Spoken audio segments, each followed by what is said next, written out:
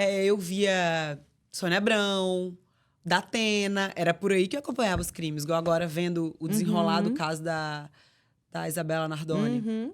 Que era o ápice naquela época, né? Eu assisti. Foi eu não- Suzane Richthofen e Na Isabela sequência, Nardoni. Isabela. É. Eu lembro que eu ficava sem almoçar. Eu comprava, tipo, Tudo. 4 quilos Ficava de mudando melancia. de canal a isso. canal pra ver se tinha E coisa daí nova. ficava assim, ó, comendo melancia, assistindo tudo. E hoje a gente viu desenrolar, viu a história, viu a mãe dela que, assim, tá super bem hoje. É óbvio que, né, gente, ela foi uma coisa horrorosa que aconteceu na vida dela. Surreal, mas ela se exposta. reinventou, tem 2 filhos, tem o trabalho dela. Forte, tá né? forte, entendeu? Exato. E você vê ela falando hoje, eu tava na academia de manhã, ouvindo um podcast. Eu tô perseguindo essa mulher. Todo podcast que ela vai, eu tô assistindo. A Ana Carolina. E ver a resiliência dela, sabe? Sim. Mas mesmo na época, Ela forte. ela era forte. E ela contando a idade que ela tinha 22 anos. Imagina, comia ela era, areia. tipo, 3 anos mais velha que eu só. Olha isso. E aguentou tudo aquilo e deu a volta por cima e é uma pessoa feliz hoje. Surreal, né? É um trabalho de força interna que eu nem imagino como que ela pode ter feito. Mas é muita força. E ela tinha tanta inteligência emocional, tão nova, que ela falava assim, tomar terapia uma vez na semana. Tô ruim. 2, 3. Olha. Que teve semana que ela ia 3 vezes. Até o júri, na semana do júri, ela ia 3 vezes até ela se sentir bem. Porque ela pensava, a minha filha não quer me ver mal. Se a minha filha me ver chorando aqui, ela não vai... E ela não tinha fuga, né? Porque, assim, ela ia lidar com aquilo dentro de casa, Na dentro rua. dela, na rua. Onde ela fosse, aquela história estava escancarada. Então, se não for uma força mental mesmo para a pessoa não sucumbir, ela é muito forte. É surreal, né? Porque ela não é além de perder a própria filha, ter tudo exposto com o pai Com o pai. Isso. envolvido naquilo. Por mais que, assim, se a menina tivesse... Seria horrível uma dor de uma menina caindo da janela. Mas seria um acidente. Exato. Porque saber que a pessoa que deu o espermatozoide pra fazer aquela criança... Que estava responsável por cuidar dela. Foi condenado por fazer aquilo. E é a culpa, né? Acho que essas coisas... Se acontecesse comigo, eu me sentiria muito culpada. E se? Se eu não tivesse deixado, se não tivesse liberado, se tivesse buscado mais cedo. A gente cria todas as possibilidades, né? Mas a espiritualidade também, é lógico que né, até a hipocrisia parece falar num cenário desse, mas a espiritualidade faz tudo da forma como né, tem que ser. Esses ICs não adiantam muito, a gente só sofre porque a gente não tem como voltar lá. Eu odeio perguntas quando eu vou em podcast, qualquer outro lugar que fica assim. E se você... O que você se arrepende do BBB? E se você tivesse feito isso? O fã pergunta. E se... Eu falo, gente, eu tenho depressão. E se não funciona pra mim? É a pior coisa, Porque pedir se eu pra ficar nunca mais pensando, levantar. E se... Meu amor, e se o meu pai não tivesse ido trabalhar aquele dia? E se ele tivesse ouvido as ameaças de morte e a gente tivesse se mudado do Espírito Santo? Ele estava vivo e eu seria outra pessoa hoje. E, na verdade, quem garante, né? Que essa ordem dos fatos tendo se alterado mudaria todo o resto. Quem diria que no dia seguinte ele não seria atropelado? A gente não sabe. Então é um e se que a gente perde tempo. Porque mesmo que essa hipótese tivesse se concretizado, toda a cadeia de eventos teria mudado. Então aquela coisa poderia ter se repetido por outra via. E aí Virgínia, como criança, eu pensava assim...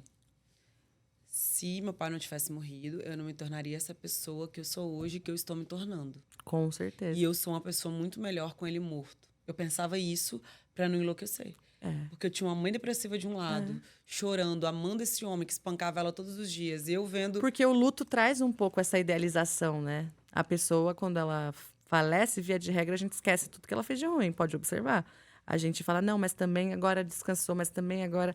Então, o luto traz essa idealização para a pessoa que perdeu. Então, você já não tinha uma estrutura materna. Não, ela... Né? Ele batia nela todos os dias, eu via, ela amava ele, perdoou, né? Porque ele morreu e eu quero meu amor de volta. Eu tinha que falar, meu pai não vale nada, mãe. Para com isso. Com 6 anos, falando do teu próprio pai. Mas falando daqui para fora, mas pensando, ele me deu a vida... com ele, né? Tipo, que era minha família. Deus, era minha família, eu tinha que falar mal dele, ver que...